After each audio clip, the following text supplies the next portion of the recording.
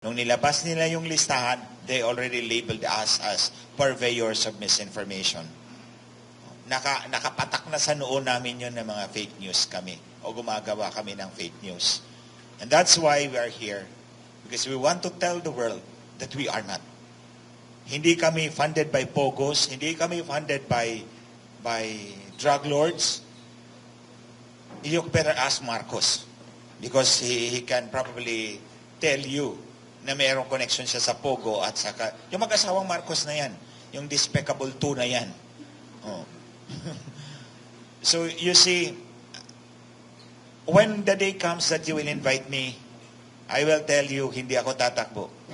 I don't run from a fight, I will dig in. Pero ito ang sasabihin ko sa inyo, members of this TRICOM. I will bring documents and allow me to speak.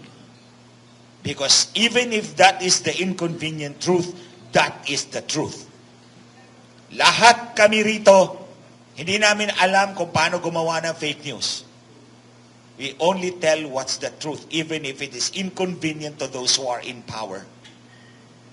So mga kababayan, tandaan po ninyo, tingnan po ninyo, pag pumunta po kami doon, kinaladkad kami doon, you see how they will treat us. Observe, tingnan ninyo how they will treat us. How they will disrespect us.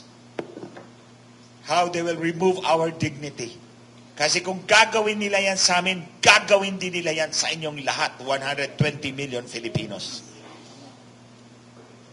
Ginagawa kaming example to instill fear sa lahat ng Pilipino para manaig sila and they will remain in power for as long as they want.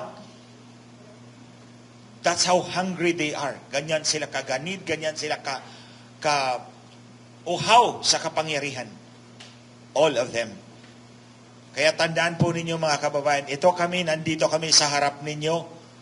We are not afraid to fight. In fact, dati, kanya-kanya kaming diskarte. Now, they banded us together. And we will speak with one voice. A voice that will ring in every Filipino's mind. We will fight and we will win.